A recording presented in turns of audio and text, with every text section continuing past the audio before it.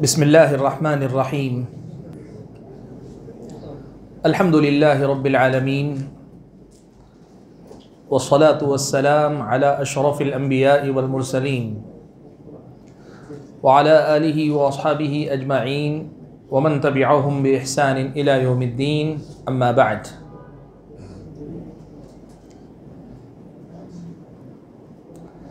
नमाज के लिए ब्रेक लेने से पहले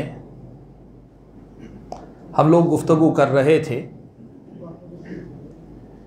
कि हिदायत का जो रास्ता है, अल्लाह ताला ने जो इंतज़ाम हिदायत का किया है वो ये कि आसमान से रसूलों तक और रसूलों से हम तक अल्लाह ताला की हिदायत पहुँचती है। हमारा काम ये है कि रसूलों की तरफ से जो हिदायत पहुँचे उसे अपना लें, उस पर अमल करें और अपनी नजात की फ़िक्र करें। लेकिन अमलन क्या ऐसा ही हो रहा है कि रसूल की तरफ से जो बातें आ रही हैं, जो किताब आई, जो हदीस आई, सुन्नत आई, क्या उसको लिया जा रहा है, या फिर ये कि इस मामले में उम्मत के अंदर हमें तरह तरह के लोग मिलते हैं, तरह तरह के रवैये लोगों के मिलते हैं। इस पर हमारी गुफ्तगू जारी है। मैंने नमाज से पहले आपके सामने कई बातें ज़िक्र की, आपके सामने मैंने कई बातें ज़िक्र की।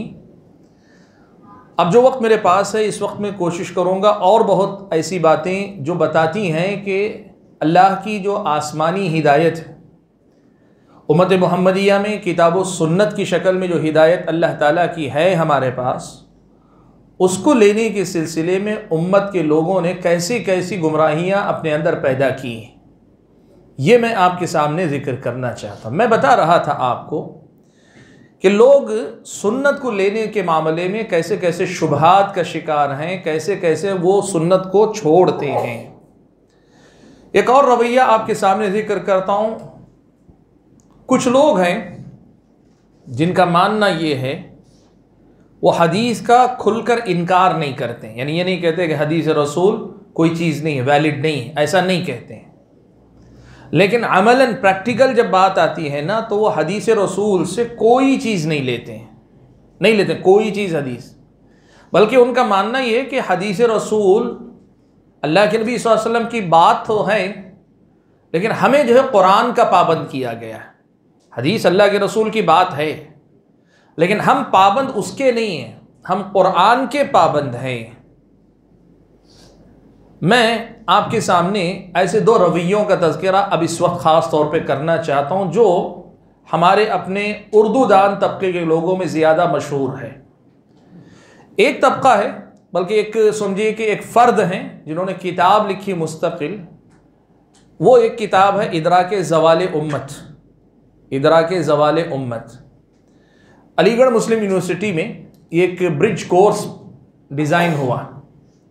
ये ब्रिज कोर्स किसके लिए? जो मदरसे की लाइन से जो बच्चे पढ़ के आते हैं, जो तलबा उलमा फारिग होकर आते हैं, वो यूनिवर्सिटी के मेन स्ट्रीम का जो एजुकेशन है उससे जुड़ना अगर चाहते हैं तो उनके लिए एक ब्रिज कोर्स डिज़ाइन किया गया था कि वो कोर्स अगर आप पास कर लेंगे तो आप एलिजिबल हो जाएंगे कि यूनिवर्सिटी के मेन स्ट्रीम स्टूडेंट के साथ आप कंटिन्यू कर सकते हैं। इस कोर्स के वो हेड हैं जिन्होंने ये किताब लिखी है, इदराके ज़वाले उम्मत। इस किताब में उन्होंने जो बात कही है, खुलासा मैं देता हूँ, इतनी मोटी किताब है, पूरी मुख्तसर जो उन्होंने बात कही वो क्या है। उनका कहना यह है कि अल्लाह ने कुरान को एक अबदी किताब बनाया, यानी हमेशा के लिए रहनुमाई बनाकर अल्लाह ने कुरान को उतारा है। अब उम्मत कुरान से बराह रास्त यानी डायरेक्ट जब तक उसको लेती रहेगी, उसको कबूल करती रहेगी, उसे अपनाती रहेगी, उसी कदर ज़्यादा वो कामयाबी की तरफ बढ़ती जाएगी, कामयाबी की तरफ उसका सफ़र जारी रहेगा। लेकिन अगर उम्मत कुरान के और अपने दरमियान रुकावटें पैदा कर ले तो फिर कुरान तो रहेगा, लेकिन कुरान के होते हुए भी उम्मत ज़लीलो ख़ार होगी। ये उनका बेसिक थीम है पूरी किताब का, जिस पर उन्होंने किताब लिखी। अब उसके बाद उन्होंने बताया है कि उम्मत ने क्या क्या रुकावटें खड़ी की हैं, अपने और कुरान के दरमियान क्या रुकावटें उम्मत ने खड़ी की हैं, ये उन्होंने बताया है। कई चीज़ें बताई, मैं सारी चीज़ों पे नहीं जाना चाह रहा हूँ, एक चीज़ मैं सिर्फ बताना चाह रहा हूँ। वो कहते हैं कि वमिसलहु मअह, यही हेडिंग है उनकी, कहते हैं वमिसलहु मअह, ये भी एक रुकावट है कुरान तक पहुँचने की राह में।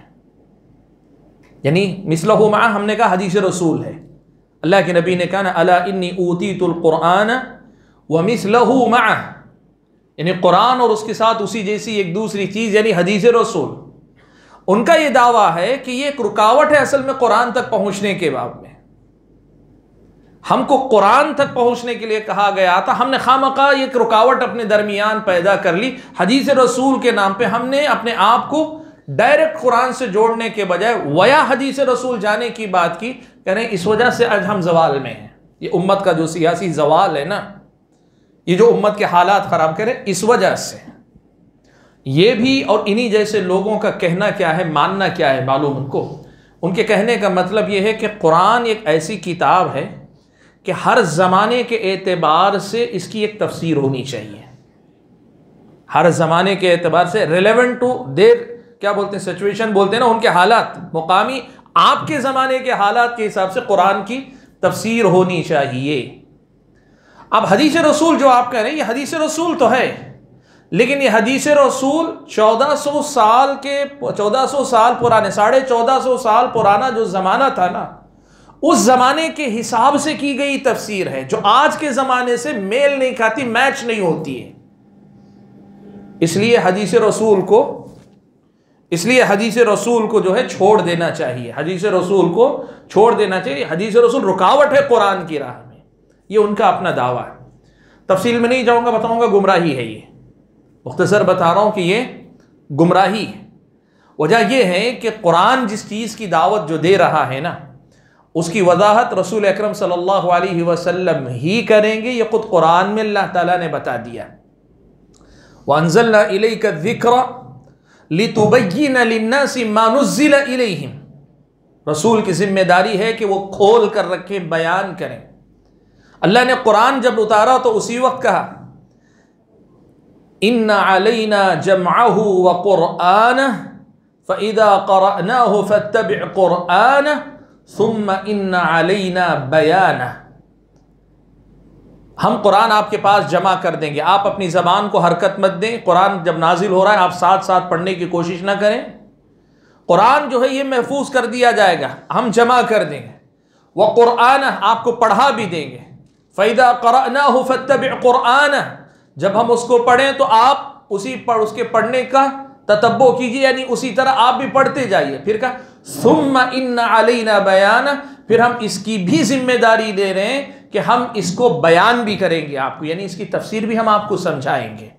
तो तफसील में जाने का वक्त नहीं है, मैं बताना चाहता हूं देखो कि हिदायत तो लोगों के सामने है, लेकिन लोगों ने हिदायत के मुकाबले में कैसी कैसी जो है गुमराहियां ईजाद की हुई हैं, आपको अंदाजा होना चाहिए।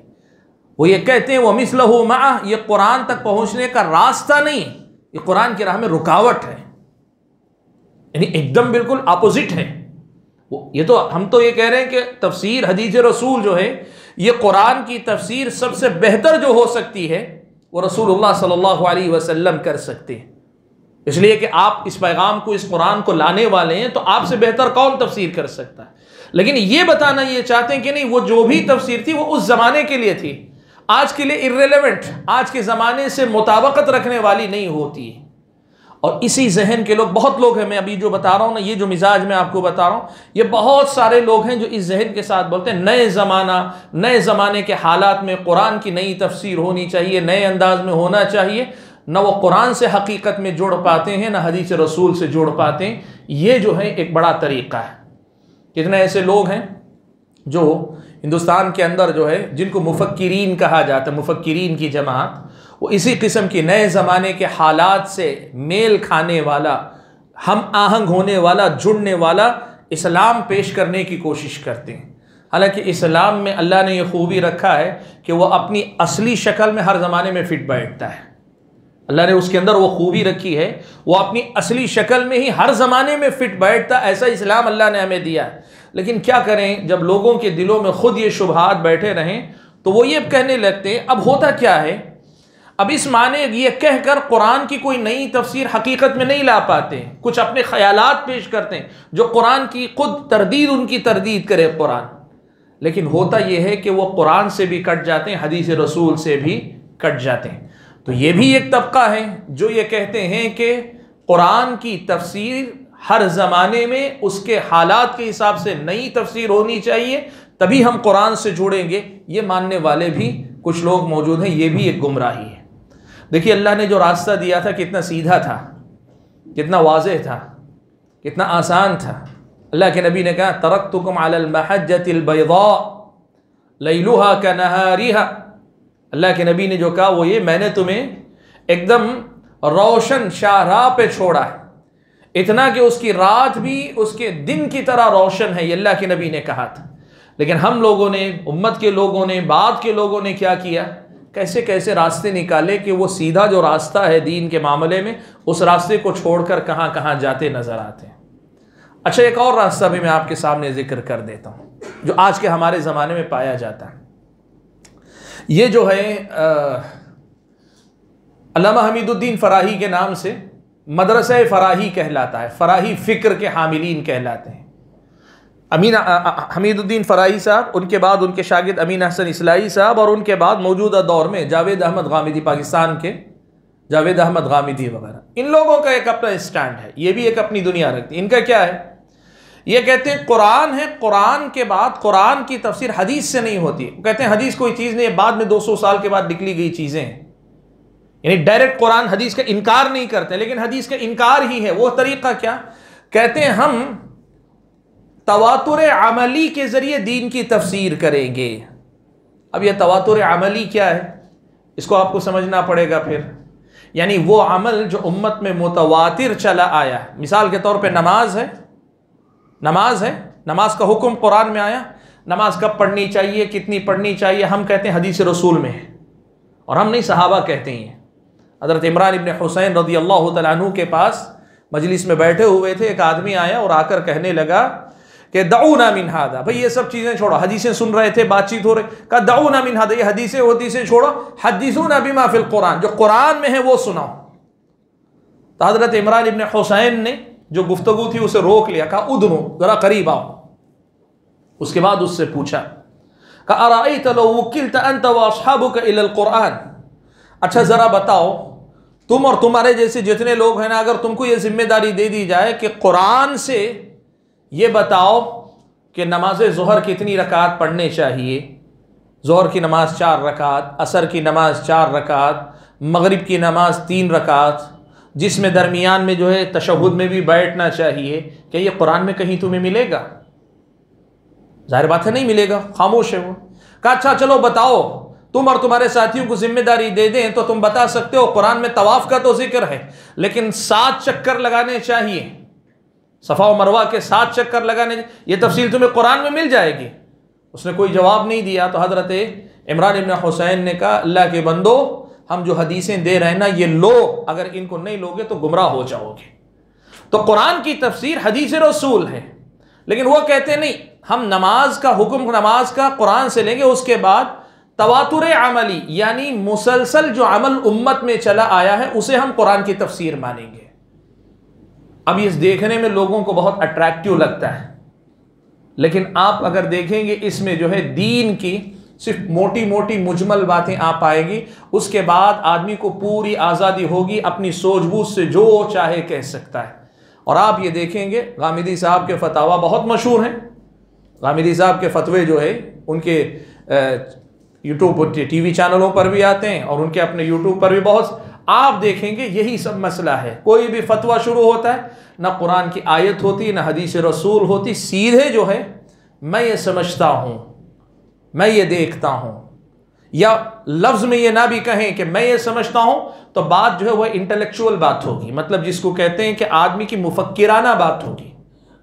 और लोग ये कहते हैं कि भाई इस जैसा आदमी उम्मत में पैदा ही नहीं हुआ। यकीनन नहीं पैदा हुआ। क्यों पैदा होगा जो कुरान और सुन्नत को छोड़कर अपनी बात दीन के नाम पे करे? ऐसा होना कोई कमाल की बात नहीं है, ऐसा होना कमाल की बात नहीं है।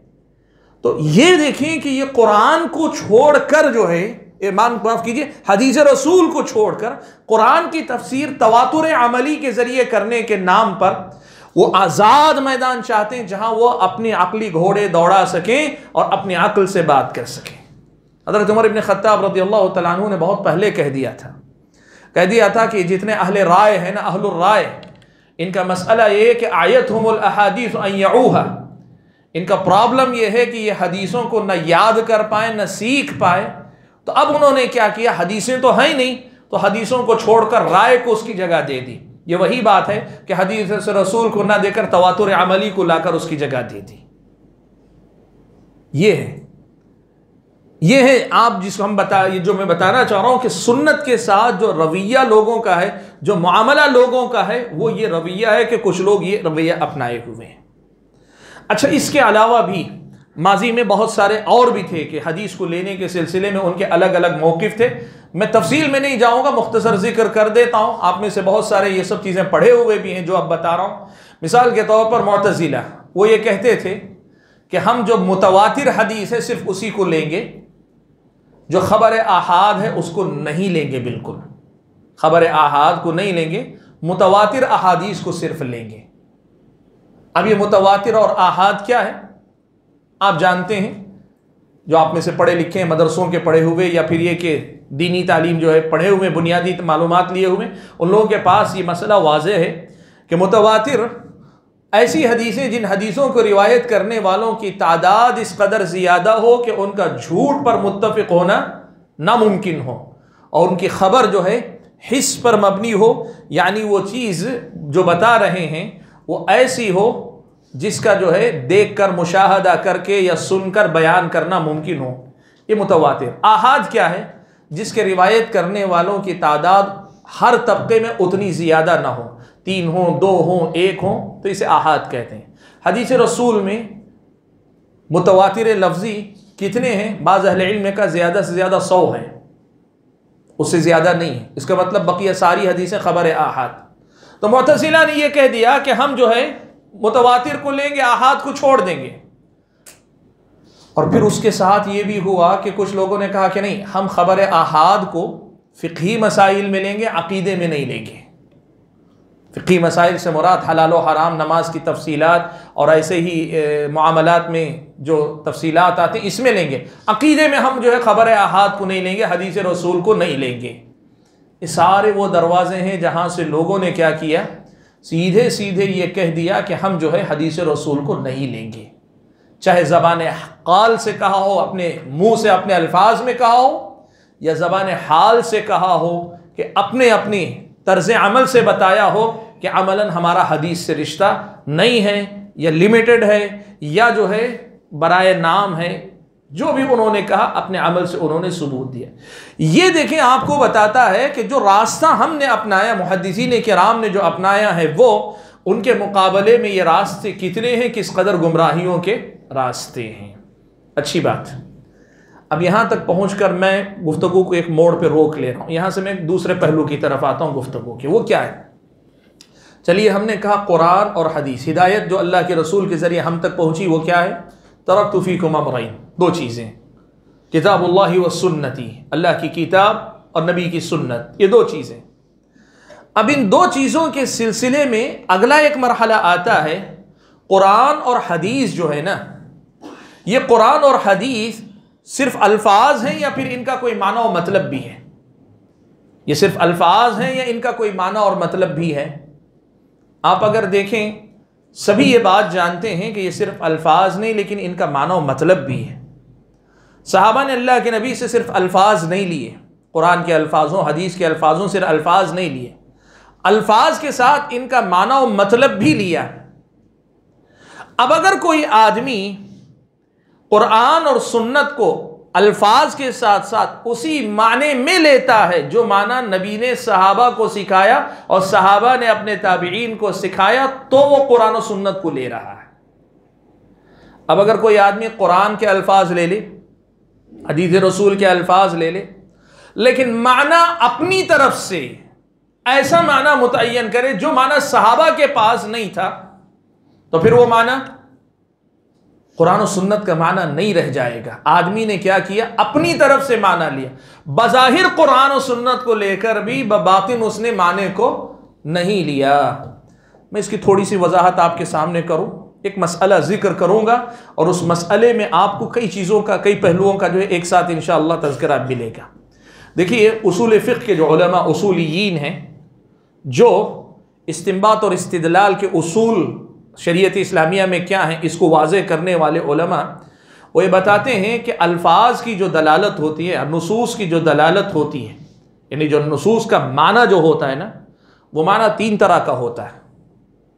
उसको कहते हैं लुग़वी मफ़हूम, उर्फ़ी मफ़हूम, शरई मफ़हूम होता है। लुग़वी, उर्फ़ी और शरई मफ़हूम होता है। 3 मफ़हूम, 3 तरह के मफ़हूम होते हैं। लुग़वी मफ़हूम का मतलब क्या, एक लफ्ज़ का लैंग्वेज के अंदर एक माना है, पहले से मारूफ माना है, तो आप लैंग्वेज, अरबिक लैंग्वेज में जो उस लफ्ज़ का, अरबी ज़बान में जो उस लफ्ज़ का माना है, उस लफ्ज़ को उसी माने में समझे जिस माने में ज़बान, अरबी ज़बान में वो लफ्ज़ आया है।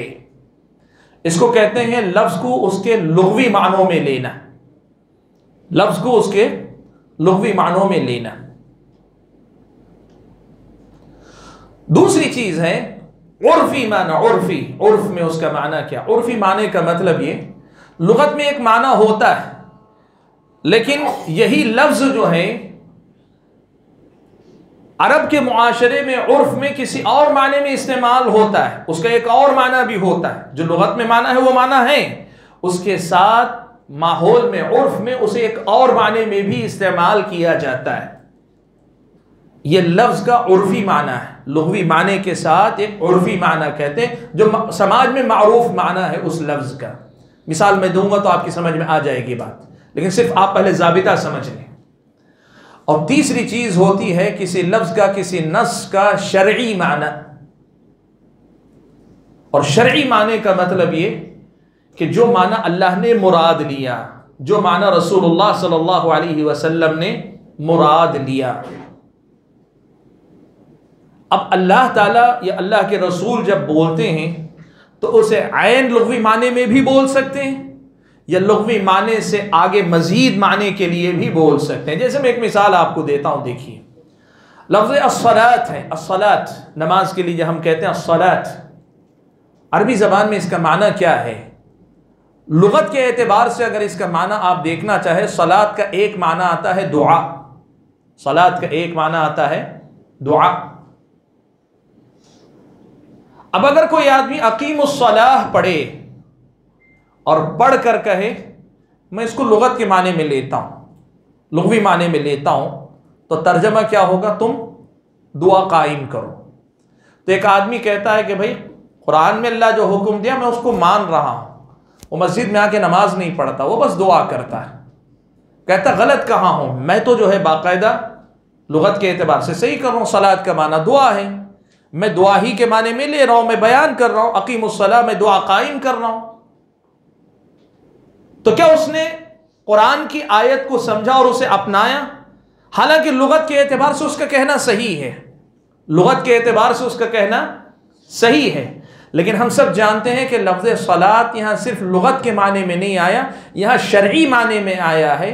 और शरई माने में लुगत में जो माना है दुआ का वो भी है, लेकिन उसके साथ सलात जब कहते हैं तो वो तकबीर तहरीमा से सलाम फेरने तक के जो अरकान हैं, और उससे पहले नमाज के पहले की जो चीज़ें और नमाज के बाद के अज़कार वगैरह, इन तमाम के मजमूए का नाम अस्सलात है, और इन तमाम की पाबंदी करने का नाम इकामतुस्सलात है। यह है लफ्ज़ का शरई माना, यह है लफ्ज़ का शरई माना। यहां जो बात मैं आपको बताना चाह रहा हूं कि लफ्ज़ का लुग़वी माना होता है, लफ्ज़ का उर्फ़ी माना होता है, लफ्ज़ का एक शरई माना होता है। अब इनमें से कुरान और सुन्नत में कौन सा माना मुराद है, ये कौन बताएगा? आप समझे इस मसले को? अब एक आयत हम पढ़ रहे हैं, आयत हम पढ़ रहे हैं सही, और आयत का माना हम बता रहे हैं। जो माना हम बता रहे हैं हो सकता है हम लुगत के एतबार से बता रहे हैं, हो सकता है उर्फ के एतबार से बता रहे हो। हमें क्या मालूम कि शरीयत में शरई माना लुगत के माने के मुताबिक है, उर्फ के मुताबिक है, ये कि दोनों से हटकर एक तीसरे माने में उसे जिक्र किया गया है। किस माने में कहा गया हमको कैसे मालूम होगा? इसीलिए ये हम कहा करते हैं कि कुरान और सुन्नत को लेना चाहिए कैसे? फहमुहु अला कमा फहिमहु सहाबा, जैसे सहाबा ने समझा है। और आप ये बात देखें, यही बात हजरत अब्दुल्लाह इब्न मसूद ने कही। क्या कहा उन्होंने? 10 आयतें हम अल्लाह के नबी से सीखते, उसमें जो इल्म और अमल है वो माना हम समझते और उसके बाद फिर जो है मजीद 10 आयतें सीखा करते। तो आप इस मेयार पे आकर देखेंगे ना तो आपको आज पता चलेगा बहुत से लोग ऐसे भी हैं जो कुरान और सुन्नत का इनकार नहीं करते, वो कुरान और सुन्नत को लेते हैं, लेकिन लेते किसकी समझ के मुताबिक? अपनी समझ के मुताबिक लेते हैं, या किसी आलिम दीन की समझ के मुताबिक लेते हैं, या किसी खास मसलक मकतब फिक्र का जो माना है उसके मुताबिक लेते हैं। सवाल यह है कि यहां हम और आप पाबंद हैं कि हम कुरान और सुन्नत को उस माने के मुताबिक लें जिस माने के मुताबिक सहाबा को अल्लाह के नबी ने बताया कि हाँ अल्लाह की मुराद यहां ये माना है, रसूलुल्लाह ने बताया मेरी मुराद ये माना, या अल्लाह के नबी के ये सहाबा जो थे इन सहाबा ने अपने ताबीईन को बताया कि ये माना मुराद है। ये आज आप देखें, मैं एक मिसाल अब आपको देता हूं, एक ऐसी मिसाल कि इस मसले में कुछ लोगों को मैंने देखा कि वो बाकायदा गुमराह हुए, और गुमराह करने वाले यूट्यूब का एक मुकर्रिर आदमी है। यूट्यूब पर एक आदमी, उसने कुरान की एक आयत है वयसअलूनका अनिल महीज़, और इस मिसाल के लिए मुझे इसमें कुछ हया का मसला है, लेकिन ये बड़ी अच्छी मिसाल है इसलिए कि इसमें तीनों लुग़वी, उर्फ़ी, शरई तीनों माने भी आ रहे हैं। और साथ में मैंने कहा ना कि ये गुमराही है अब इस वक्त मार्केट में अवेलेबल है, जिसको कहते हैं चल रहा है ये मामला, लोग इसमें मुब्तला है, इसलिए मैं इस मिसाल का इंतखाब कर रहा हूँ। कुरान में अल्लाह ने कहा वयसअलूनका अनिल महीज़ कुल हुवा अज़ा फ़अतज़िलुन निसाअ फ़िल महीज़। इस आयत में अल्लाह ताला ने औरतों की जो माहवारी के अय्याम हैं उन अय्याम में औरतों से दूरी इख्तियार करने का अल्लाह ने हुक्म दिया है। फ़अतज़िलू, अब लफ्ज़ इअतज़िलू जो है ना, इसका एक लुग़वी माना है, इसका एक उर्फ़ी माना है, इसका एक शरई माना है। एक लुग़वी माना है, एक उर्फ़ी माना है, एक शरई माना है। इअतज़ला के माने होते अलग हो जाना, इअतज़ला के माने अलग हो जाना। इसी से मुअतज़िला को मुअतज़िला कहा गया, इसलिए कि हज़रत हसन बसरी की मजलिस को छोड़कर वासिल इब्न आता और अम्र इब्न उबैद अलग हुए। ठीक है, तो इअतज़ला के माने अलग हो जाना, ये जो है इसका लुग़वी माना है। अब इस लुग़वी माने को सामने रखेंगे तो फ़अतज़िलुन निसाअ फ़िल महीज़ का माना क्या होता है मालूम आपको? उसका माना यह है कि जब अय्याम माहवारी औरतों के आए तो औरतों से अलग हो जाओ, बिल्कुल बिल्कुल हू बहू वो माना जो माना यहाँ के गैर मुस्लिमों के अंदर राइज है। पुराने ज़माने में, अब नहीं है, पहले होता था कि औरत माहवारी में होती, उसका कमरा अलग, उसका बर्तन अलग, वो घर में किसी को छू नहीं सकती, घर में अलग, मतलब बिल्कुल अलग हो जाओ। ये लुग़वी माना हुआ उसका इअ्तिज़ाल का। फ़अतज़िलू का एक उर्फ़ी माना है, उस वक्त अरबों के यहाँ मारूफ था, जिसको अज़्ल कहते हैं, अज़्ल करना कहते हैं। ये अज़्ल क्या है? अज़्ल ये है कि मियाँ बीवी का जब रिश्ता होता है, ख़ास रिश्ता, मियाँ बीवी जब मिलते हैं, रिश्ते इज़्दिवाज ख़ास जो ताल्लुक़ होता है, उसमें अरबों का एक मसला ये था कि वो बीवियों के साथ भी और अपने लौंडियों के साथ भी, जो कि अल्लाह ताला ने बाद में भी बरकरार रखा, अरबों के यहाँ ये चीज़ मौजूद थी पहले से, वो अपनी लौंडियों के साथ खलवत किया करते थे, रात गुजारा करते। तो उसमें होता ये था कि उनकी ख्वाहिश थी औलाद जो है बीवियों से हो, लौंडियों से सिर्फ जो है वो अपनी ज़रूरत पूरी करें, उनसे औलाद ना होने पाए, ऐसा बाज़ अरब के लोगों की सोच हुआ करती थी। तो वो क्या करते थे? वो अज़्ल किया करते थे। अज़्ल क्या है? मियाँ बीवी जब खलवत करें, मिलें आपस में, तो ऐन इंजाल से पहले, यानी मर्द का मादा निकलने से पहले, शर्मगाह से अलग होकर शर्मगाह से बाहर अपना मादा निकाल दे, इसको अज़्ल कहते हैं। ये अज़्ल का माना जो है अरबों के यहाँ उस वक्त जब कुरान नाजिल हो रहा था, ये आम था अरबों के यहाँ। हत्ता के सहाबा ने अल्लाह के नबी से पूछा, अल्लाह के नबी ये अज़्ल करने का हुक्म क्या है? ये सब पूछा। हज़रत जाबिर कहते हैं कुन्ना नअज़िल वल कुरान यंज़िल, तो गोया मतलब अज़ल का एक उर्फी माना भी है। उर्फ में माना क्या है? वो ये है कि तुम बीवी के साथ पूरा ताल्लुक कायम कर सकते हो, सिर्फ इंजाल शर्मगाह से बाहर होना चाहिए। दो मानों में फर्क समझ में आ रहा है? एक लुग़वी माने में बिल्कुल करीब भी नहीं जाना है, और दूसरा उर्फ में जो माना है अज़ल का उनके पास, वो क्या है? वो ये है कि बीवी से मिलेगा, मुकम्मल मिलेगा, सिर्फ ये कि इंजाल जो है वो शर्मगाह से बाहर करेगा। ये अज़ल का उर्फी माना हो गया। अच्छा, अज़ल का एक तीसरा माना है, वो है शरई माना। वो हज़रत आयशा रज़ियल्लाहु तआला अन्हा बताती, कहती है कि मैं रसूल अकरम सल्लल्लाहु अलैहि वसल्लम के साथ लेटी हुई थी कि अचानक मेरे अय्याम शुरू हो गए, बिस्तर पे लेटे लेटे ही शुरू हो गए। तो मैं जो है फनसललतु, अल्लाह के नबी की चादर से चुपके से निकल गई। तो अल्लाह के नबी ने पूछा लगता है कि तुम्हारे अय्याम जो है शुरू हो गए। अल्लाह के नबी से हज़रत आयशा ने कहा, हाँ अल्लाह के नबी, ऐसा ही हुआ। तो अल्लाह के नबी ने कहा, तुम एक काम करो, तुम जो है कपड़ा इस्तेमाल कर लो, यानी जो खून आता है उसको रोकने का जो इंतज़ाम है वो इंतज़ाम कर लो। और उसके बाद हज़रत आयशा बयान करती, इसमें भी और दीगर अहादीस में भी इसका जिक्र है कि अल्लाह के नबी सल्लल्लाहु अलैहि वसल्लम ऐसी हालत में भी उनसे मुबाशरत करते, यानी जिस्म से जिस्म लगाते थे, लेकिन जो ख़ास ताल्लुक़ है वो अल्लाह के नबी नहीं कायम किया करते थे। अब यहाँ जो है मालूम होता है फ़अतज़िलुन निसा फ़िल महीज़ की तफसीर अल्लाह के नबी ने अपने अमल से करके दिखाई। वो क्या है कि औरत से सिर्फ जो जिमा का जो ताल्लुक़ है ना, ख़ास जो ताल्लुक़ शर्मगाहों का मिलना, मुझे माफ़ करें इन सब अल्फाज के लिए, कभी कभार उसके बगैर बात नहीं वाज़ेह होती, तो वो शर्मगाहों का जो मिलना, उसके अलावा बकिया सारा ताल्लुक़ मर्द और औरत कायम कर सकते हैं। तो यहाँ फ़अतज़िलू अलग होने से मुराद ख़ास उस ताल्लुक़ से अलग होना। अब सवाल ये है कि अब आयत की आप तफसीर करना चाहते हैं, लुग़वी माने में करेंगे तो औरत को घर से बिल्कुल अलग कर दो, उर्फी माने में करें तो सब कुछ करो, सिर्फ अपना मादा अंदर नहीं छोड़ना चाहिए। और अगर शरई माने में करें तो नहीं, ना बीवी को बिल्कुल अलग करो, ना उसके साथ ताल्लुक़ ख़ास कायम करो, अलबत्ता जिस्म से जिस्म लगने की हद तक कोई हरज की बात नहीं। अब जाहिर बात है इसमें से कौन सा माना मुकद्दम रखा जाएगा? शरई माना मुकद्दम रखा जाएगा। देखिए ये जो चीज़ है ना कि माना जो है इसमें कौन सा हो सकता है, इसको समझने के लिए भी कुरान की आयतों को लेने। अब मैं आपको बताऊं, यूट्यूब पर एक साहब हैं, पड़ोसी मुल्क के हैं, वो खुद अपने बारे में कहते मुझे अरबी नहीं आती है। वो कहते मुझे अरबी ज़बान नहीं आती, बस थोड़ा बहुत माना समझता हूँ। उन्होंने ये तर्जमा किया क्या, फ़अतज़िलुन निसा फ़िल महीज़ का मतलब औरतों से अलग हो जाओ। अल्लाह ताला ने हुक्म दिया अलग हो जाओ, तो फिर ये कहाँ की बात है कि औरतों के साथ बिस्तर में एक साथ रह सकते हैं वगैरह, ये गुमराही है। अब वो सारी उम्मत को गुमराह कहते हैं, खुद को सही कहते हैं। फ़अतज़िलू का माना अलग होना ही है। अब इनका मसला कौन इनको समझाए?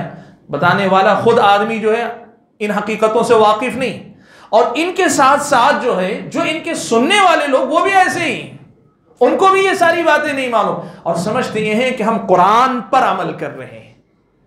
ये देखिए गुमराही का दरवाजा, कि कई बार क्या होता है, आप कुरान के अल्फाज ले रहे हैं, हदीस के अल्फाज ले रहे हैं, लेकिन जो माना ले रहे हैं वो माना कौन सा आपने अपनी तरफ से लिया। मैं आपको एक चीज और बताऊं आगे बढ़कर, एक चीज और आपको आगे बढ़कर ये बताना चाहूंगा कि कई बार थोड़ी देर के लिए शरई माना भी छोड़ दें, उर्फी माना भी छोड़ दें, सिर्फ लुग़वी माना भी ले लें, तो आपको पता है आज के अरब के लोगों की अरबी ज़बान भी स्टैंडर्ड नहीं है।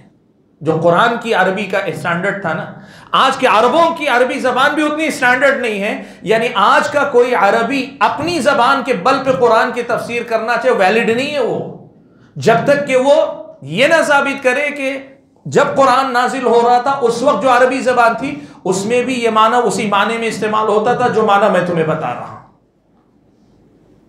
तो कुरान और सुन्नत को लेने की जब बात आ रही, मैंने कहा ना हिदायत तो अल्लाह ताला ने भेज दी, अब लोगों ने अपनी तरफ से ये कर लिया। हमें कहा गया कुरान और सुन्नत को वैसे लो जैसे सहाबा ने लिया है। लोग तैयार नहीं उसे लेने के लिए, लोग उसे अपनाने के लिए आमादा नहीं, वो अपनी समझ से लेना चाहते हैं, और अपनी समझ से लेने के नतीजे में क्या होता है मालूम, बड़ी बड़ी गुमराहियां वजूद में आती है। एक गुमराही तो ये आपने देखी, फ़अतज़िलू का माना ले जाकर वो माना किया जो कुरान में मतलब नहीं है, अल्लाह के नबी ने तफसीर की, फिर भी वो काबिल कबूल नहीं, कहता नहीं ये सारी बातें बेकार हैं, अल्लाह ने कहा है कुरान में यानी जोर देकर कहता है अल्लाह ने कहा है कुरान में, ये गुमराही है।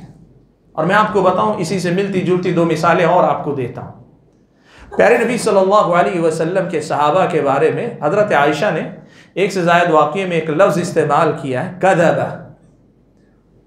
कदबा का अरबी ज़बान में अगर लुग़वी माना करते हैं ना आप, कदबा कदबा किद्ब, कदबा का माना अगर आप लुग़वी माना करते हैं तो कदबा का माना होता है झूठ बोलना।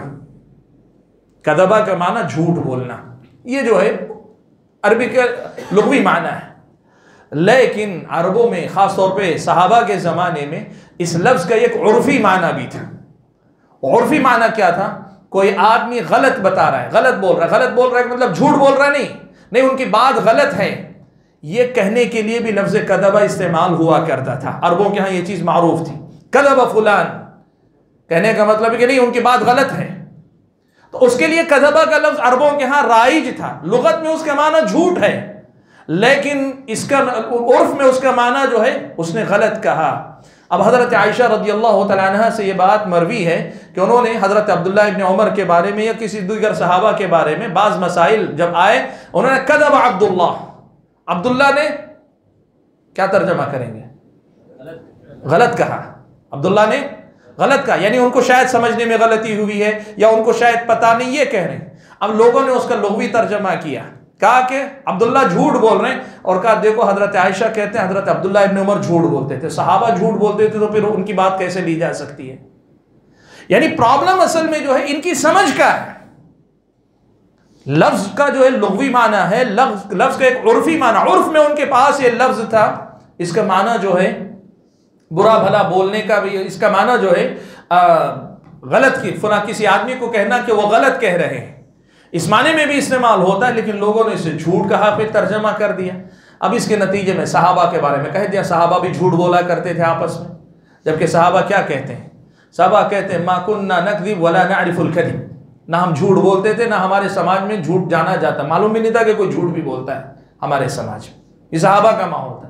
अब यहां आकर कहते हैं देखो कहा कि झूठ है। ये असल में देखिए कि मैं बताना चाह रहा हूं कि कुरान और सुन्नत यही हिदायत है, लेकिन कई लोग कुरान और सुन्नत को लेने के नाम पर अपनी तरफ से ऐसे माने निकालते हैं जो माने वहां मतलूब है ही नहीं, उसमें मुराद है ही नहीं। एक तीसरी मिसाल आपके सामने देता हूं। अरबी जबान में लफ्ज सब यसुब, सब के माने उर्दू में उसका जब तर्जमा करते हैं तो गाली का तर्जमा करते हैं, गाली देना। सब यसुब के माने गाली देना, लेकिन अरबी ज़बान में इसका इस्तेमाल जो है गाली के माने में भी होता है, और गाली के माने के अलावा किसी को डांटना डपटना, किसी को डांटना डपटना, उसके लिए भी सब बनी, उन्होंने मुझे बहुत बुरी तरीके से डांटा। हम आम बोलचाल में कहते झाड़ दिया, फुला ने मुझे बहुत बुरी तरीके से झाड़ दिया, तो उसके लिए लफ्ज़ सब अरबी ज़बान में इस्तेमाल होता है। अब हुआ क्या, कुछ लोगों ने हज़रत मुआविया रज़ियल्लाहु तआला अन्हु की एक रिवायत है, सही मुस्लिम की रिवायत है, कि उन्होंने मुगीरा बिन शुअबा से पूछा कि लिमा ला तसुब्बु अलीयन, तो इसका तर्जमा कर दिया, हजरत मुआविया ने पूछा कि तुम अली को गाली क्यों नहीं देते, जबकि वहां वो गाली के माने में नहीं है। वो लफ्ज किस माने में है? वो लफ्ज इस माने में है कि तुम जो है हजरत अली रज़ियल्लाहु तआला अन्हु को जाकर जो है रोकते टोकते क्यों नहीं हो। मैं तो जो मुतालबा कर रहा हूं हजरत उस्मान के खून का सही मुतालबा कर रहा हूं, वो मान नहीं रहे, तो तुम जाके उनको गलत क्यों नहीं बोलते, मुझे क्यों बोल रहे हो, या तुम उनको जाके बोलते क्यों नहीं हो। ये माना उसका हो सकता है। होता क्या है असल में, लोग जो है, अब आपको मालूम है इस हदीस को लेकर एक साहब ने जो है मुहिम चलाई हुई है कि हजरत मुआविया नऊज़ु बिल्लाह हजरत अली को गाली देते थे, जबकि सरासर गलत है। अहले इल्म ने साफ तौर पे लिखा कि ये बात है ही नहीं उसके अंदर। ये जो बातें हैं ना, इन मसाइल को जो है मैं जो बात मिसालों के जरिए बताना चाह रहा हूँ ये कि कई मरतबा आदमी समझ रहा है मैं कुरान को ले रहा हूँ, मैं सुन्नत को ले रहा हूँ, हालांकि वो कुरान और सुन्नत को नहीं ले रहा है। वजह क्या है? अल्फाज ले रहा है लेकिन माना लेने में गलती कर रहा है, माना मुतय्यन करने में अपनी तरफ से वो गलती कर रहा है। इसीलिए ये कहा जाता है कि कुरान और सुन्नत को ले, लेकिन कुरान और सुन्नत को वैसे ले जैसे सहाबा ने लिया। आज आप देखेंगे ये जो मेयार मैंने आपको बताया ना कि माना और मफहूम लेने का, इस मेयार पे देखेंगे तो बहुत सारे बिदाती हजरात जो बहुत सारी अपनी बिदातों के लिए इस्तेदलाल करते हैं ना, वो इन्हीं गलतियों में मुब्तला। वो ज़ाहिरी तौर पे कुरान की आयत पढ़ रहे हैं, ज़ाहिरी तौर पे हदीस को पढ़ रहे हैं, लेकिन क्या कुरान और हदीस का माना वही ले रहे हैं जो सहाबा के पास था, ताबीन के पास, तबे ताबीन का नहीं। अपना मन चाहा मफहूम निकाल रहे हैं और लोग समझ रहे हैं कि वो भी तो कुरान का हवाला दे रहे हैं। नहीं, वो कुरान का हवाला देकर भी कुरान की बात नहीं कर रहे हैं, हदीस रसूल का हवाला देकर भी हदीस रसूल की बात वो नहीं कर रहे हैं। ये कुरान और सुन्नत सिर्फ अल्फाज का नाम नहीं, अल्फाज के साथ इनका अपना माना और मतलब है, जो माना और मतलब जो है नकल किया गया, रिवायत किया गया है। अच्छी बात है। नस्तमिर भाई, ठीक है, बात को मैं ख़त्म करना चाह रहा हूँ। ख़त्म करने से पहले एक और पहलू भी बता देता हूँ। ये मैं बता रहा हूँ कुरान और सुन्नत को लेने के सिलसिले में। इससे आगे बढ़कर आइए, हम जब अब कहते हैं हमारा रास्ता दीन के मामले में, रास्ता सबीलुना फिद्दीन या तरीकुना फिद्दीन, हम कहें कि हमारा रास्ता क्या है। देखिए, एक बहुत बड़ी हकीकत आज आपके सामने रखता हूँ। दीन का सारा खुलासा अल्लाह तबारक व तआला ने कलिमा ला इलाहा इल्लल्लाह मुहम्मदुर रसूलुल्लाह में रखा है। दीन का खुलासा दो बुनियादी बातें, एक है अल्लाह की तौहीद, दूसरा है इत्तिबा सुन्नत।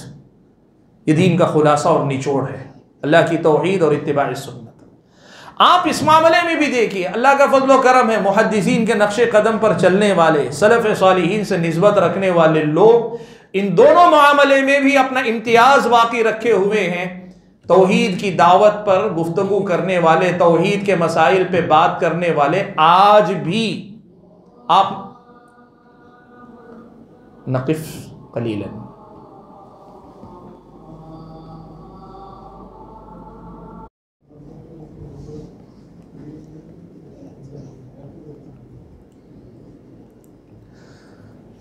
मैं ये बता रहा था आपके सामने कि कलिमा ला इलाहा इल्लल्लाह मुहम्मदुर रसूलुल्लाह, जो कि दीन का खुलासा और निचोड़ है, इसके दो बुनियादी पैगाम हैं। एक है तौहीद, अल्लाह की तौहीद, और दूसरी चीज़ है इत्तिबा सुन्नत।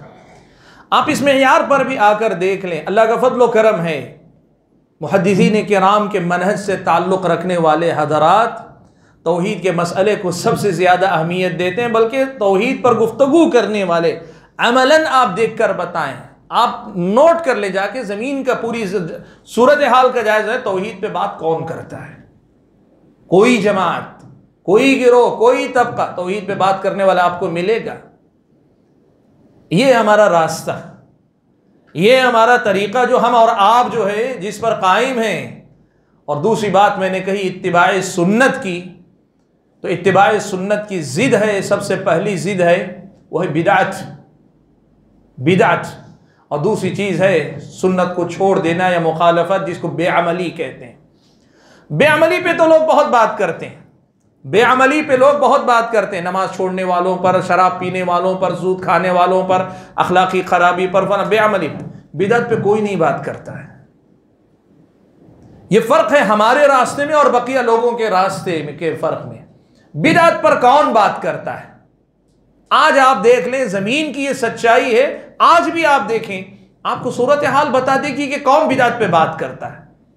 और दूसरी बात, इसी बिदअत के सिलसिले में ये भी बता दूं कि सिवाय मुहद्दिसीन किराम के मनहज के हामिल लोगों के, सब लोगों के पास मेयार उल्टा है। बिदअत उनके नज़र में छोटी है, गुनाह कबीरा उनकी नज़र में बहुत बड़ा है, जबकि दीन में बिदअत का मामला गुनाह कबीरा से बड़ा है। एक आदमी शराबी हो, चोर हो, डाकू हो, सूदखोर हो, जालिम हो, लोग उससे नफरत भी करते हैं, उसके खिलाफ बोलते भी, सब कुछ करते हैं। बिदअती हो तो लोग सर हिला के खामोश रह जाते हैं, साथ चलते हैं, फुला करते हैं। जबकि इसके मुकाबले में मेयार किताब और सुन्नत में क्या दिया गया है? हजरत अब्दुल्लाह इब्न मसूद कहा करते थे, अल बिदअतु अहब्बु इला शैतानी मिनल मासिया, बिदअत शैतान के नज़दीक गुनाह से ज़्यादा महबूब है, बिदअत ज़्यादा बड़ा गुनाह है। आप इस मेयार पर भी देख लें कि बिदअत को ज़्यादा बुरा और गुनाहों को उसके मुकाबले में दूसरा दर्जा देने का मामला यह आपको सिर्फ मुहद्दिसीन के मनहज पर चलने वालों के पास मिलेगा। वरना आम आप देखेंगे इस्लाह मुआशरा पे तकरीर होती है, इस्लाह मुआशरा में यही सब अखलाकी खराबियाँ, गुनाह, बेअमली पे बात होती है, तौहीद पे कोई बात नहीं करता। ऐसा लगता है जैसे जो है शिर्क का वजूद जो है ये मुआशरे की खराबी नहीं है। बिदअतों पे कोई बात नहीं करता, इस्लाह मुआशरा की बात होती, बिदअतों पे बात नहीं करते। क्यों नहीं करते? इसलिए कि वो चीज़ है ही नहीं उनके अपनी ज़िंदगी के अंदर, उनके अपने मनहज में उसको वो अहमियत हासिल है ही नहीं। लेकिन सलफ़ सालिहीन के मनहज में ये हमारी बुनियाद है, इसलिए कि यही कलिमा तौहीद का तकाजा है पहले नंबर पर। इसीलिए ये भी एक मेयार है। आप देखें कि कलिमा ला इलाहा इल्लल्लाह मुहम्मदुर रसूलुल्लाह की रोशनी में तौहीद का मसला, बिदआत का मसला, ये हमारी पहचान है कि हम इस पर सबसे ज़्यादा मेहनत करने की बात करते हैं। अच्छा, आखिरी बात जिस पर मैं अपनी बात को समेट लूँगा ताकि बात को ख़त्म किया जा सके। देखिए, इसके साथ साथ हमारे रास्ते का, या जिस सबीलुना फिद्दीन मैंने कहा ना, हमारा रास्ता जो है, इसका एक तकाजा ये है कि हम इल्म की भी बात करते हैं, अमल की भी बात करते हैं। अब तक जो बातें मैंने की ना, ये सारी इल्म की बातें थी। इल्म के मैदान में कहाँ कहाँ हमारी बात, लेकिन हमारा मसला ऐसा नहीं है कि हम सिर्फ इल्म की बात करें, अमल की बात ना करें। कई बार ऐसा होता है कि हमारी अपनी तवज्जो और हमारी गफलत की वजह से, इल्मी मसाइल पे इतनी तवज्जो और अमल की तरफ से बसा औकात गफलत की वजह से लोग ये समझ बैठते हैं कि ये लोग सिर्फ इल्म की बात करते हैं, अमल में हमेशा पीछे रहते हैं। मैं बताना चाहूँगा, अगर ऐसा है कहीं, वो हमारी कोताही है, वरना हमारे मनहज का हिस्सा नहीं है। हमारे मनहज में इल्म और अमल दोनों साथ हैं। बल्कि मैं आप बताऊं, हमारे पास अमल ईमान का जुज़ है, दूसरों के पास अमल ईमान से खारिज चीज़ है। हमारे पास अहले सुन्नत के पास, मुहद्दिसीन के पास अमल ईमान का जुज़ है। हाँ, अगर कोताही है वो हमें कोताही हो सकती है, और अगर ऐसी कोताही है तो उसकी इस्लाह हमें करनी चाहिए। हमारा रास्ता इल्म और अमल का रास्ता। हम न यहूदियों की तरह हैं जिनके पास इल्म तो था लेकिन अमल नहीं था, और ना ही हम नसारा की तरह हैं जो अमल तो करते हैं लेकिन ज़लालत पर, गुमराही पर, इल्म से दूर हैं। हमारा रास्ता सिराते मुस्तकीम है जो गैरिल मग़दूबि अलैहिम वलद्दाल्लीन है। इसीलिए शेख अलबानी रहमतुल्लाह अलैह जो हमेशा कहा करते थे, कहते थे मैं जो दावत देता हूँ, यानी हम सलफ़ियों की जो दावत, कहते थे कि वो दो चीज़ें, एक है तस्फ़िया और दूसरी चीज़ है तरबिया। तस्फ़िया क्या है? तस्फ़िया यही, ये सारी जो इल्मी खराबियाँ हैं इनसे दीन को पाक करना, बिदात से पाक करना, मौजू रिवायतों से दीन को पाक करना, जो चीज़ें दीन में दाखिल होंगी उनसे दीन को पाक करना। और दूसरी चीज़ है तरबिया, इस सही साफ और शफाफ दीन पर खुद की, अपने समाज की तरबियत करना। यह हमारा रास्ता है। हमारी जो दावत है वो इसी तस्फ़िया और तरबिया की दावत है। हमारी दावत का खुलासा अगर कोई पूछना चाहे, आप चाहे तो कहें हम कलिमा ला इलाहा इल्लल्लाह मुहम्मदुर रसूलुल्लाह की दावत देते हैं, यानी तौहीद और इत्तिबा सुन्नत की दावत देते हैं। आप चाहे तो यूं कहें हम तस्फ़िया और तरबिया की दावत देते हैं, और आप चाहें तो यूं कहें हम इत्तिबा किताब और सुन्नत की दावत देते हैं। और आज पूरी गुफ्तगू मैंने जो बताई वो ये कि सबीलुना फिद्दीन, हमारा क्या रास्ता है, यही तीन बातें अलग अलग अल्फाज में मैंने बताई। इत्तिबा किताब और सुन्नत हकीकत में हो, दूसरे नंबर पे मैंने बताई कलिमा ला इलाहा इल्लल्लाह मुहम्मदुर रसूलुल्लाह के हकीकी तकाज़ों को सबसे पहले अहमियत दी जाए, और तीसरे नंबर पे मैंने बात कही जो बात शेख अलबानी रहमतुल्लाह अलैह ने, कि हमारी दावत का खुलासा, हम सिर्फ तरबियत की बात नहीं करते, मिले जुले दीन, बिदात के साथ मिले हुए दीन पे लोगों की तरबियत सही नहीं होती तो हम दीन के तस्वीर की भी बात करते हैं, और दीन की साफ़ और शफ़ाफ शक्ल पर लोगों की तरबियत की भी बात करते हैं। इल्म और अमल दोनों साथ चला करते हैं। यही हमारी दावत है, यही हमारा रास्ता है। तो आज का जो हमारा उन्वान था वो था सबीलुना फिद्दीन, कि दीन के सिलसिले में हमारा रास्ता क्या है। मैंने आज कोशिश की कि आपके सामने ये बात रख सकूं कि हम जो दावत देते हैं वो दावत क्या है। लोग ये बात कहा करते हैं ना कि ये लोग चंद मसाइल को लेकर उलझते हैं, ये लोग चंद छोटी छोटी बातों को लेकर उलझते हैं। आज आप इस तफसील की रोशनी में देख लीजिए कि हमारी दावत असल में है क्या। हम जिस रास्ते की तरफ लोगों को बुलाना चाह रहे हैं, उम्मत को बुलाना चाह रहे हैं, वो रास्ता है क्या? वो रास्ता यही है जो आपके सामने मैंने जो तफसील रखी है। तफसील अभी भी तफसील, इसकी और तफसील हो सकती, लेकिन मैंने कोशिश की कि वो बात जो आमतौर पे लोग कहते हैं ये छोटी छोटी बातों में उलझते हैं, ये मोटी मोटी बातों को ले लेते हैं, ये चंद मसाइल को लेके घूमते, नहीं, ऐसा नहीं है। हमारी दावत इतनी तफसीली दावत है। इन तमाम गुमराहियों से बचकर इत्तिबा किताब और सुन्नत की दावत हम और आप दे रहे हैं, और यही हमारा पैगाम सारी दुनिया के लिए। अल्लाह से दुआ कीजिए कि अल्लाह ताला मुझे और आप सभी हजरात और ख़वातीन को जो बातें हमने आज के इस दर्स में सुनी हैं, समझी हैं, अल्लाह ताला इनको सही अंदाज से समझ कर इसी की रोशनी में अपनी ज़िंदगी में ख़ुद को सुधार के समाज में काम करने की तौफ़ीक़ अता फ़रमाए। आमीन व आखिरु दावाना अनिल हम्दुलिल्लाहि रब्बिल आलमीन।